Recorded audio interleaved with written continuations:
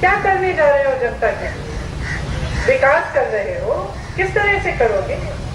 तुम्हारे दिमाग में, तुम्हारी विचारधारा में क्या योजना बनी है जो तुम जनता के सामने डाल रहे हो? उसके बारे में बताओ। अगर महिलाओं की शक्ति की बात करते हो, किस तरह से सशक्त करना चाहते हो, वो बताओ। तो जनता का एक बहुत बड़ा कर्तव्य है इसमें। आपका कर्तव्य है कि जो नेता आपके सामने आता है, जिसे आपने खड़ा किया है उस मंच पे, जिसको शक्ति आपने दी है, आप उसको जवाबदेह बनाओ। आप उससे कहो कि जो मेरी काम की बात है वो करो। मैं उस चीज को सुनना चाहता हूँ। जब आपके सशक्तिकरण की बात होती है तो आपने देखा होगा नेता बहुत आते हैं। जब जब चर्चा होती है, जब महिलाओं की चर्चा होती है तो हमेशा ये होती है कि माँ के रूप में या बहन के रूप में या बेटी के रूप में या पत्नी के रूप में। बहुत अच्छी बात है, मैं भी माँ हूँ, बेटी हूँ, पत्नी हूँ, बहन हूँ। प्रियंका गांधी आप भी हैं, आप भी हैं, लेकिन ये हमारा अस्तित्व नहीं है।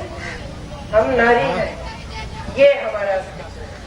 तो अगर हमारे सशक्तिकरण की बात कर रहे हो तो हमें बताओ, हमें किस तरह से सशक्त करोगे। और अगर हमारी सशक्तिकरण की बात कर रहे हो तो बंद कमरे में हमारे फोनों में फोन मत सुनो।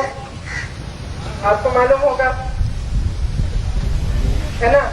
या अगर ऐसे राजनेता हैं, नेता हैं आपके दल में जो गलत कार्य करते हैं महिलाओं के प्रति, उनको बाहर निकालो।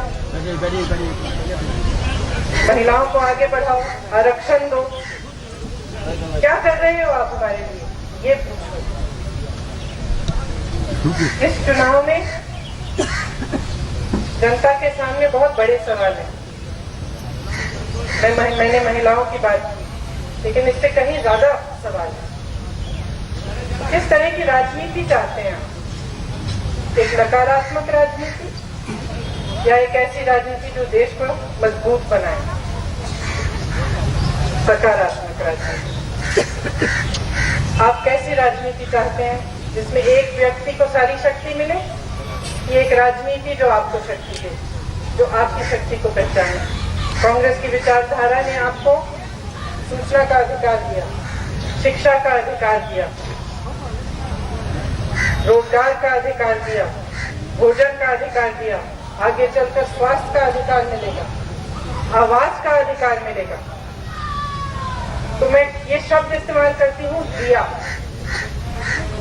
लेकिन सच्चाई ये है कि कोई आपको देता नहीं, कोई आप पर एहसान नहीं करता।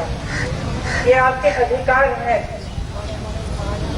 आप पे कोई एहसान नहीं करता। आप खड़ा करते हैं, आप समर्थन देते हैं, आप शक्ति देते हैं, आप उनको बनाते हैं।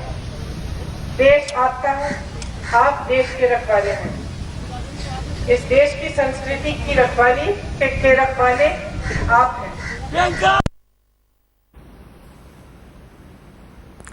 All right, that was Priyanka Gandhi making a speech in Rai Bareli, in her mother's constituency. We'll try and get you more reactions on that. She questioned in an indirect jibe of sorts at Narendra Modi that whether it's right to vest all the powers in one man who says he has a cure, he can fix everything right. That was Priyanka Gandhi making a speech in Rai Bareli a day after she spoke on the issue of Robert Vadra's land deals in Rai Bareli. Asha Khan is with us right now on the phone line. Asha, just take us through some of the key points that were made by Priyanka Gandhi in that speech. Well, from yesterday, we've been following Priyanka Gandhi here in Rai Bareli, and she's speaking in one of the public meetings as we are also speaking. You can hear that in the background. But clearly, she's been attacking the BJP's prime ministerial candidate, Narendra Modi, saying that if you rest all power in